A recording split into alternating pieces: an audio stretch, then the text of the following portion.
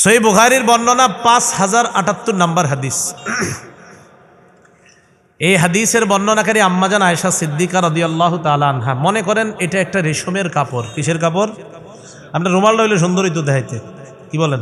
আচ্ছা আচ্ছা না আচ্ছা, এই যে দেখেন, আম্মাজান আয়েশা বলেন রাসূলুল্লাহ সাল্লাল্লাহু আলাইহি সাল্লাম বলেন, ইন্নী উরিতুকি ফিল মানাম মাররাতাইন। আয়েশা, তোমারে বিয়ে করার আগে স্বপ্ন যোগে আমাকে 2 বার দেখানো হয়েছে। কয়বার? 2 বার। তোমারে বিয়ের আগে আমি স্বপ্নে 2 বার দেখছি। আয়েশা, জানো আমি কি দেখলাম? আমি দেখলাম ফাইদা রাজুলুন ইয়াহমিলুকি ফি সারাকাতি হারির। আমি দেখলাম একজন তোমাকে রেশমের কাপড়ের মধ্যে পেঁচায় আমার সামনে দিয়ে নিয়ে যায়। রেশমের কাপড়ে তুমি একদম পেঁচানো,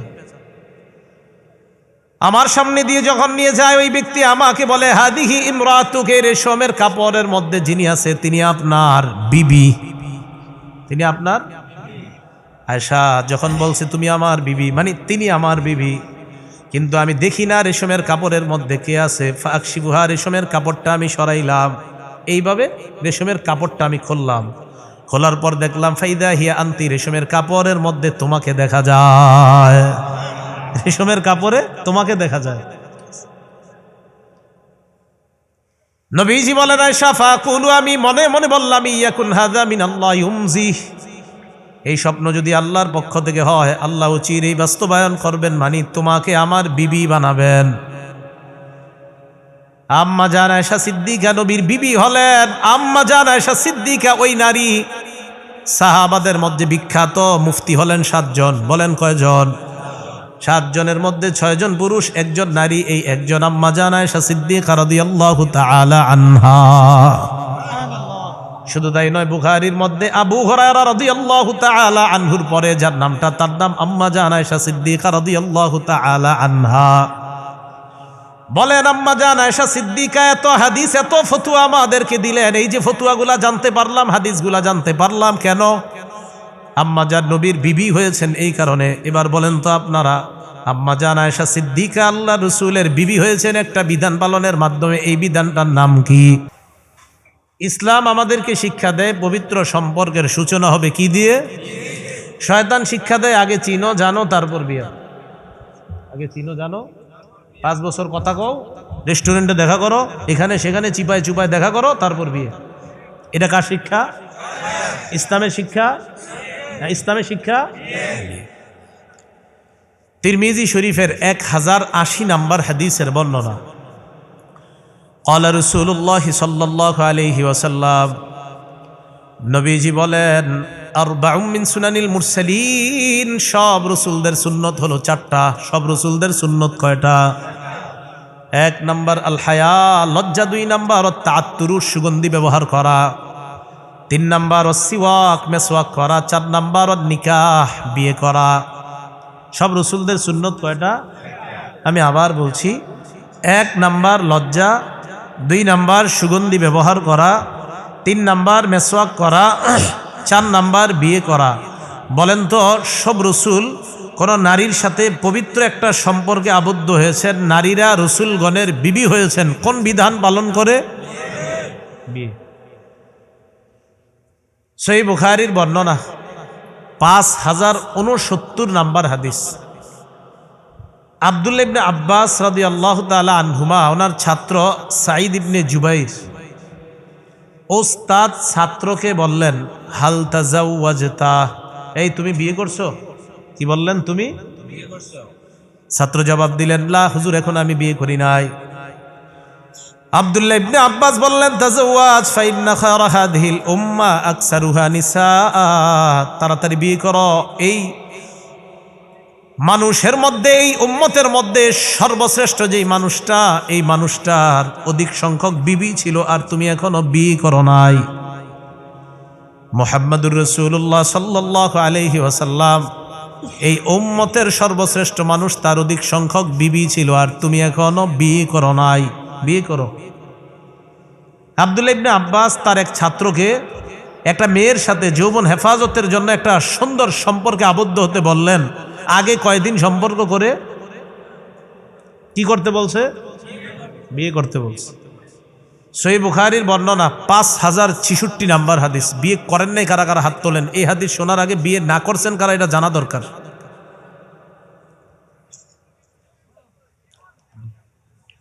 সমস্যা নাই, জোরে তোলেন, সমস্যা নেই। হ্যাঁ, হাত নামান। না মানে এই হাদিসটা অবিবাহিতদের হাদিস, এখন যেটা শোনাবো এই জন্য জানলাম কারা কারা বিয়ে করেন নাই।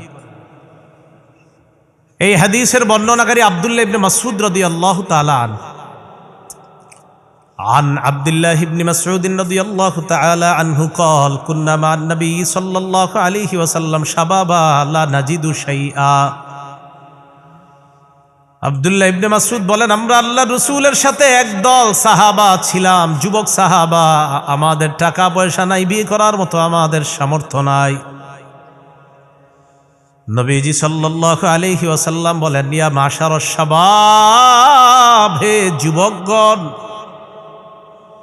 মান ইসতাতাআল বাআ ফালইতাযাওয়াজ, তোমাদের মধ্যে যারা বিয়ে করার সামর্থ্য রাখে সে যেন বিয়ে করে নেয়। ফাইন্নাহু আগাদ্দু লিল বাসার, বিয়ে নজরের গুনাহ থেকে বাঁচায়, দৃষ্টিকে অবদমিত রাখে, নজর নিচে রাখে। ওয়া আহসানু লিল ফারজ, বিয়ে লজ্জাস্থান হেফাজতে সহায়ক হয়ে যায়। নজরের গুনাহ, লজ্জাস্থানের গুনাহ থেকে বাঁচার উপায় বিয়ে করা। বলেন কি করা? বিয়ে করা। এই জন্য এক হাদিসে রাসূল সাল্লাল্লাহু আলাইহি সাল্লাম বলেন, হাদিসটার কিতাবের নাম সহিহ ইবনে হিব্বান, 271 নম্বর হাদিস।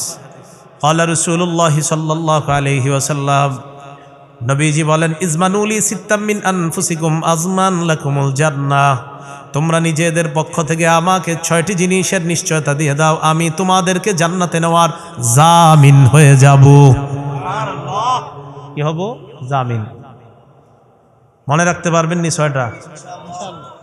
1 নাম্বার, উসদুকু ইজা হাদ্দাসতুম, যখন কথা বলবা সত্য কথা বলবা। বলেন, কথা বললে। 2 নাম্বার, আউফু ইজা ওয়াআদতুম, যখন তোমরা কারো সাথে ওয়াদা করবা ওয়াদাটা পুরা করবা। 3 নাম্বার, আদ্দু ইজা তুমিনতুম, তোমাদের কাছে আমানত রাখলে আমানত যথাযথভাবে আদায় করবা।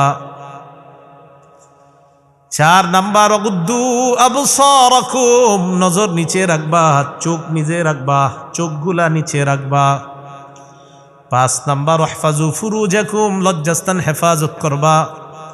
6 নাম্বার, কুফু আইদিয়াকুম, হাতগুলা অন্যকে কষ্ট দেওয়া থেকে বিরত রাখবা। আজমান লাকুমুল জান্নাহ, আমি তোমাদেরকে জান্নাতে নেওয়ার জামিন হয়ে গেলাম। কয়টা কাজ? কথা বললে সত্য কথা বলা, ওয়াদা পুরা করা, আমানত রক্ষা করা, আমানত আদায় করা, নজর নিচে রাখা। 5 নাম্বার, লজ্জাস্থান হেফাজত করা। 6 নাম্বার, এই হাত দিয়ে কাউকে কষ্ট না দেওয়া। নবীজি বলেন, এই 6টা জিনিসের নিশ্চয়তা, জামানত আমাকে দাও তোমাদের পক্ষ থেকে, আমি তোমাদেরকে জান্নাতে নেওয়ার জামানত দিচ্ছি, আমি তোমাদেরকে জান্নাতে নেওয়ার জামিন হয়ে যাব। তাহলে এর মধ্যে একটা হলো নজর। নজর গুনাহ বাঁচার জন্য, আর লজ্জাস্থানের গুনাহ, এই 6টার মধ্যে নজরের কথা আর লজ্জাস্থানের কথা আসেনি। নজরের গুনাহ আর লজ্জাস্থানের গুনাহ থেকে বাঁচার সর্বশ্রেষ্ঠ উপায় বিয়ে করা। কি করা? ওয়ামান লাম ইয়াস্তাতি, যাদের টাকা নাই, ফালাইহি বিসসাওম, সে যেন রোজা রাখে। ফাইন্নাহু লাহু বিজাউন, রোজা মানুষকে যৌবন দমন করে দেয়। যার কাছে টাকা নাই সে যেন রোজা রাখে। ফাইন্নাহু লাহু বিজাউন, এই রোজা যৌবনকে দমন করবে। রোজা যৌবনকে কি করবে? তাহলে যৌবনের গুনাহ থেকে বাঁচার উপায় বিয়ে করা। টাকা না থাকলে রোজা রাখা, তাহলে যৌবনের গুনাহ থেকে বাঁচা যায়। বিপরীত দিকে ইবলিস মানুষকে অবৈধ সম্পর্কগুলা সুন্দরভাবে মানুষের সামনে সাজিয়ে তোলে। ইবলিস যে সুন্দরভাবে সাজায়, এই কথাটা কোরআনেও আছে। সূরা হিজরের 39-40 নাম্বার আয়াতে আছে।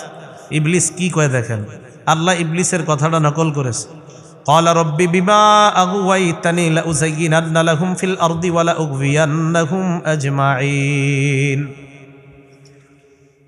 ইবলিস আল্লাহকে চ্যালেঞ্জ করে বলে, আল্লাহ আমার রব, হে রব, রব্বি বিমা আগুওয়াইতানি, তুমি আমাকে পথভ্রষ্ট করলা, লাউযায়্যিনান্না লাহুম ফিল আরদ, যে আদমের কারণে আমাকে তুমি পথভ্রষ্ট করলা, লাউযায়্যিনান্না লাহুম ফিল আরদ, আমি তাদের জন্য দুনিয়ার খারাপ কাজগুলাকে সাজিয়ে তুলে ধরবো, ওয়ালা উগবিয়ান্নাহুম আজমাইন, আমি তাদের সকলকে পথভ্রষ্ট করে ছাড়বো। নাউজুবিল্লাহ। ইবলিস আল্লাহরে বলছে, আল্লাহ আমি তাদের জন্য দুনিয়ার কাজগুলা সাজায়া তুলে ধরবো, তাদেরকে পথভ্রষ্ট করব। বলেন, ইসলাম সম্পর্কের বিধান দিয়েছে বিয়ে, আর ইবলিস এর পরিবর্তে অবৈধ সম্পর্কগুলোকে সাজিয়ে তুলে ধরে। তাই ইবলিসকে আমরা কি হিসাবে গ্রহণ করব?